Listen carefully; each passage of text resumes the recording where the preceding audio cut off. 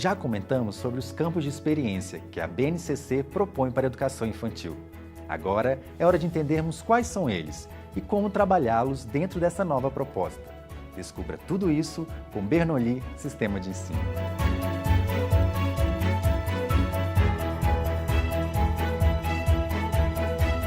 A base, ela nos traz um conceito de campos de experiência, que poderia ser sintetizado da seguinte forma: ele é um arranjo curricular, porque ele não deixa de ser um arranjo, mas ele não despreza situações cotidianas, ou seja, ele dialoga com o mundo exterior.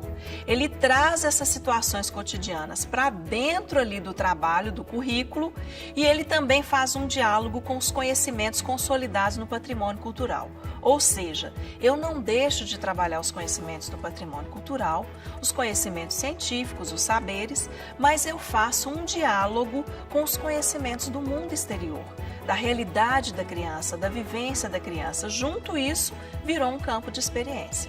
E esses campos? Quais são? Os campos de experiência são 5. Então eu vou falar um pouquinho sobre cada um e vou dar alguns exemplos que você pode também fazer para trabalhar com esses campos. O importante é que você entenda que os campos não são caixinhas de disciplinas e nem de áreas do conhecimento. Eles dialogam o tempo inteiro. Então não existem fronteiras entre os campos de experiência. Eles devem ser trabalhados numa perspectiva interdisciplinar. Eu, o outro e o nós. Esse campo visa trabalhar a construção da identidade. Basicamente, eu preciso saber quem eu sou. Lembra lá dos direitos? Do conhecer-se, do participar, do conviver. Então, não só me conhecer e saber quem eu sou, mas olhar o outro. A partir de mim e do outro, nós temos o nós. É a dimensão social que todo ser humano tem. Um projeto que eu já vi acontecer numa escola, Eu Sou Especial. Esse projeto constava no seguinte: cada criança tinha o seu dia e ele tinha que dialogar com a sua família, olha o outro aí, olha o nós. E essa família ia resolver de que forma ela ia apresentar na escola a história de vida daquele aluno.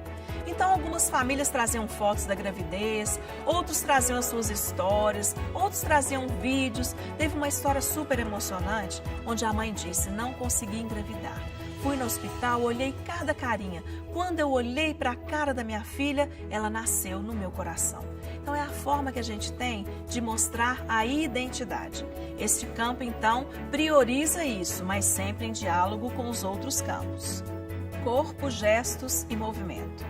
Esse campo de experiência, ele nos traz um diálogo entre o corpo, vejam que nós estamos dialogando com a competência geral do autocuidado e também com os direitos de aprendizagem que são descritos lá no infantil. Gesto e movimento nos remetem ao quê? Ao desenvolvimento físico. Essa criança precisa sair, se movimentar, ela precisa correr, pular os obstáculos, ela vai se desenvolvendo. E ela também precisa de cuidar do seu corpo, identificar o que é bom para ele e o que não é. Um projeto que foi feito numa escola, o projeto Horta, onde eles fizeram um levantamento. O que é saudável e o que não é? Identificaram legumes, frutas, verduras, coisas naturais são saudáveis. Fizeram uma horta comunitária coletiva, onde os alunos pesquisaram, plantaram e depois fizeram uma grande colheita, onde a família foi convidada para ir com eles para colher as couves, as cenouras, os tomates, fazer coisas em casa e também na escola. Então, olha aí um diálogo também com o primeiro campo, do eu, do outro e do nós. Veja então que não há fronteiras entre os campos, mas há a expoência deles. E esse projeto da Horta foi um grande exemplo do que a gente pode fazer no cuidado com o corpo. Traços, sons, cores e formas. Neste campo, a gente tem uma oportunidade maravilhosa. As cores, as formas, a gente vai trabalhar muito com a arte, com a sensibilidade, com a humanização, dialogar com esse patrimônio também cultural da humanidade. Uma coisa muito legal que foi feita numa escola e que trabalha muito bem esse campo é uma releitura das obras de Van Gogh. Então, veja bem, as crianças observaram os girassóis, que é uma obra muito famosa, e eles primeiro se colocaram como protagonistas. Fosse você o Van Gogh, você colocaria a cor amarela, você colocaria o laranja, e depois eles foram convidados a fazer uma releitura da obra. Então, eles fizeram seus próprios desenhos. Vocês acreditam que os girassóis amarelos apareceram azuis, vermelhos e de outras cores? Isso, então, faz um diálogo com o campo dos movimentos, faz um diálogo com a identidade, porque eu tenho um gosto e você tem outro. Então, o traço, sons, cores, eu vou explorar também os instrumentos musicais, a musicalidade e tudo que existe no mundo. E vai ser uma grande oportunidade de trabalhar a estética e a sensibilidade do aluno. Escuta, fala, pensamento e imaginação. Este campo nos traz uma possibilidade maravilhosa de trabalhar uma coisa que é muito importante na vida, a leitura. A leitura, a escrita, a oralidade. Então você tem muitas possibilidades na educação infantil de trazer um ambiente alfabetizador, um ambiente letrado, sem necessariamente ficar alfabetizando. Olha que interessante um projeto que foi feito numa escola, que inclusive vem atender uma habilidade que está descrita lá no infantil, que é a criança ser capaz de ler um livro e indicá-lo a outro. Quando você gosta muito de uma história, você acaba que você quer convencer o outro a ler. E para isso você precisa compreender a história, sintetizar a história e depois saber falar sobre ela. O projeto foi uma rádio.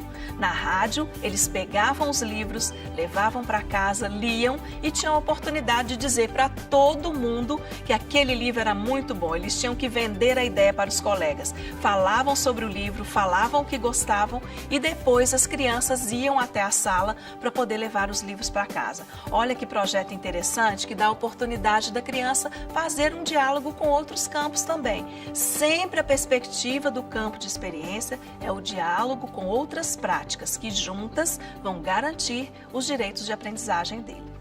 Espaços, tempos, quantidades, relações e transformações. Este campo nos traz um diálogo muito forte com as ciências da natureza, com a matemática. Veja bem, as transformações e também as possibilidades da gente trabalhar com quantidades, com relações entre elas. Um projeto que vi, que gostei, que identificou uma coisa muito difícil de trabalhar na infância, que é a estatística. Porque a probabilidade e a estatística vem agora desde as bases, antes só vinha lá em cima. Olha que interessante, eles perguntaram para cada criança para qual time você torce. E eles fizeram um gráfico de torcedores de um time, torcedores de outro, identificaram que havia 4 times naquela sala. Um deles havia predominância e isso foi expresso através de um gráfico. Então você pode trabalhar várias coisas, projetos onde você fale da dengue, que está aí no mundo exterior, e na escola eles fizeram uma trilha, veja bem, você jogava os dados. E quando você caminhava, caía numa casa, dizia, você foi encontrado com pneus com água, volte 3 casas. Você foi encontrado agora com tudo tampado, avance 3 casas. Olha que bacana um diálogo das relações de quantidades, espaço-temporais com os fenômenos da natureza. Então há muitas possibilidade de trabalhar esse campo e de potencializar os direitos de aprendizagem. São várias as possibilidades de trabalho dentro dessa proposta dos campos de experiência, mas é possível se perder se não tivermos clareza das nossas intenções educativas. Então, por onde devemos começar? Bom, a gente viu que trabalhar com campos de experiência pode ser encantador, pode ser uma delícia, mas a gente precisa de quebrar velhos paradigmas. Entender, primeiro, a criança é um ser que pensa. Segundo, a criança é protagonista. Ela é capaz de construir também o conhecimento. E, por fim, a criança é cidadã de direitos. E a gente precisa atender esses direitos com uma nova forma de pensar e com uma nova forma de trabalhar. O início é romper velhos paradigmas, fazer novas propostas de trabalho e caminhar. Não ter medo de fazer o novo.